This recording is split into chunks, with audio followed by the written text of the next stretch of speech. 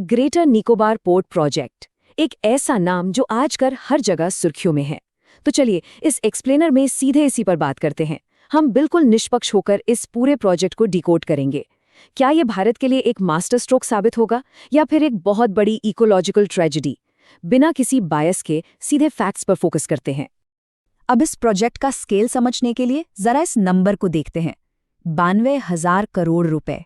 जी हाँ, ये इस महत्वाकांक्षी प्रोजेक्ट की अधिकतम अनुमानित लागत है। ये कोई छोटा मोटा कंस्ट्रक्शन नहीं है।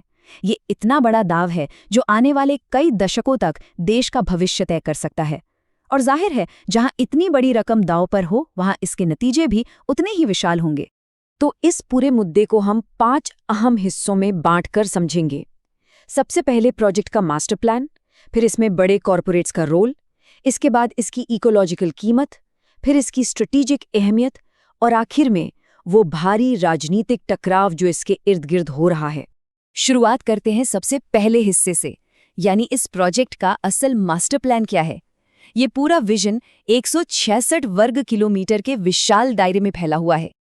अंडमान और निकोबार के बिल्कुल दक्षिणी छोर पर गैलेथिया बे मौजूद है और यहीं पर ये पूरा ब्लूप्रिंट जमीन पर उतारा जाना है। इसमें एक मेगा कंटेनर पोर्ट शामिल है जो एक साल में 16 मिलियन शिपिंग कंटेनर्स हैंडल कर सकेगा। इसके साथ ही एक बिल्कुल नया ग्रीनफील्ड एयरपोर्ट, 450 मेगावाट एम्पियर का एक विशाल पावर प्लांट और एक पूरी की पूरी स्मार्ट टाउनशिप बसाई जाएगी। सोचने वाली बात है कि 2055 तक यहाँ करीब 3.5 लाख लोगों के रहने की व्यवस्था होगी। और हाँ, हर साल 10 लाख टूरिस्ट को अट्रैक्ट करने का टारगेट भी है। सरकार का सीधा सा प्लान है इस इलाके को एक ग्लोबल ट्रेड हब बनाना, जिससे करीब 50,000 नई नौकरियां पैदा होंगी। और ये सब सिर्फ कागजों पर नहीं है, बल्कि बहुत तेजी से आगे बढ़ रहा है। फरवरी 2026 में नेशनल ग्रीन ट्रिब्यूनल यानी एनजीटी के क्लियरेंस मिलने के बाद तो मानो काम ने टॉप गियर पकड़ लिया है। टारगेट है कि 2028 तक इसका पहला फेज पूरा कर लिया जाए और फिर 2055 से 58 के बीच ये पूरा मेगा प्रोजेक्ट पूरी तरह बनकर तैयार हो जाएगा। अब आते हैं दूसरे बड़े पहलू पर। इतने विशाल प्रोजेक्ट को पूरा करने में कॉरपोरेट्स का क्या रोल होने वाला है? यहाँ बात आती है प्राइवेट एंटरप्राइज और पब्लिक लैंड की। 2023 में जब इसके लिए एक्सप्रेशंस ऑफ इंटरेस्ट मंगाए गए तो अडानी पोर्ट्स, जेएसडब्ल्यू और एसआर जैसे बड़े नाम सामने आए। अब यहीं से एक बड़ी बहस शुरू होती है। एक तरफ आलोचकों को चिंता है कि पब्लिक प्राइवेट पार्टनरशिप मॉडल में ट्रांसपेरेंसी की कमी है और पब्लिक लैंड से प्राइवेट कंपनियां भारी मुनाफा कमाएंगी। वहीं इसके ठीक उलट सरकार का स्टैंड बिल्कुल क्लियर है। इतने बड़े और मुश्किल काम को अगर समय पर पूरा करना है तो प्राइवेट सेक्टर की एक्सपर्टीज, उनकी स्पीड और एफिशिएंसी का इस्तेमाल करना बहुत जरूरी है। लेकिन हर विकास की एक कीमत होती है और यही हमारा तीसरा पॉइंट है, इस प्रोजेक्ट की इकोलॉजिकल कीमत।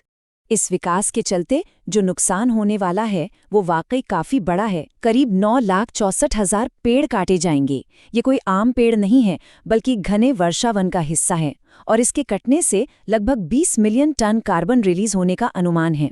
इसके अलावा यहाँ पाए जाने वाले दुर्लभ जीवों जैसे लेदरबैक टर्टल और निकोबार मेगापोर्ट के अस्तित्व पर भी सीधा खतरा है। पर शायद सबसे संवेदनशील मुद्दा है यहाँ के इंसानों का।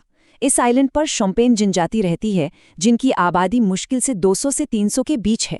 ये बाहरी दुनिया से बिल्कुल कटे हुए लोग हैं। इस प्रोजेक्ट से उनके और निकोबारी जनजातियों के पूरे इकोसिस्टम पर बड़ा रिस्क है। हालांकि सरकार ने वादा किया है कि वो कोरल रीलोकेशन करेगी और नए पेड़ लगाएंगी, लेकिन कई एक्सपर्ट्स मानते हैं कि ये जो नुकसान होगा इसकी भरपाई शायद कभी नहीं हो सकेगी। और बात सिर्फ पेड़ों या जानवरों की नहीं है, एक बहुत बड़ा ज्योग्राफिकल रिस्क भी है। ये पूरा इलाका सिस्मिक जोन में आता है, मतलब यहाँ भूकंप और सुनामी का खतरा बहुत ज्यादा रहता है। 2004 की उस भयंकर सुनामी की यादें आज भी ताज़ा हैं। ऐसे में सवाल उठना लाजमी है कि क्या इस अति संवेदनशील इलाके में अरबों डॉलर का मेगापोर्ट बनाना एक समझदारी भरा कदम है? अब अगर रिस्क इतना बड़ा है तो इसके फायदे भी तो उतने ही बड़े होंगे, है ना? यहीं से हमारा चौथा पॉइंट शुरू होता है, इस पोर्ट की स्ट्रेटेजिक अहमियत और मलक्का डिलेमा। असल में मलक्का स्ट्रेट दुनिया के लिए सिर्फ एक समुद्री रास्ता नहीं, बल्कि एक सबसे ज़रूरी इकोनॉमिक लाइफलाइन है। ये आंकड़ा हैरान करने वाला है कि दुनिया भर के कुल व्यापार का लगभग 35 से 40% हिस्सा सिर्फ इसी एक रास्ते से होकर गुजरता है। और तो और चीन का 80% एनर्जी इंपोर्ट भी इसी चोक पॉइंट से होता है, जिसे चीन खुद मलक्का डिलेमा कहता है। सबसे खास बात यह है कि भारत का ये नया पोर्ट मलक्का स्ट्रेट से सिर्फ 40 नॉटिकल मील की दूरी पर मौजूद होगा। तो इस लोकेशन का फायदा क्या है? बहुत बड़ा फायदा है। अभी क्या होता है कि भारत का 75% ट्रांसशिपमेंट ट्रेड कोलंबो या सिंगापुर जैसे विदेशी पोर्ट्स पर होता है, जिससे हमारा बहुत सारा रेवेन्यू बाहर चला जाता है। यहाँ हब बनने से वो सारा पैसा देश में ही रहेगा। रणनीतिक तौर पर देखें तो हमारी नेवल सर्वेलेंस कई गुना बढ़ जाएगी। चीन की जो स्ट्रिंग ऑफ पर्ल्स रणनीति है उसे हम सीधे तौर पर काउंटर कर पाएंगे और हमारी एक्ट ईस्ट पॉलिसी सच में जमीन पर उतर पाएगी। क्योंकि इस प्रोजेक्ट से जुड़े दाव इतने बड़े हैं, इसलिए इसका एक राजनीतिक अखाड़ा बन जाना तय था। हमारा 5वां और आखिरी पॉइंट है पॉलिटिकल टकराव और नैरेटिव की लड़ाई। इस मुद्दे पर देश में गहरा राजनीतिक विभाजन देखने को मिल रहा है।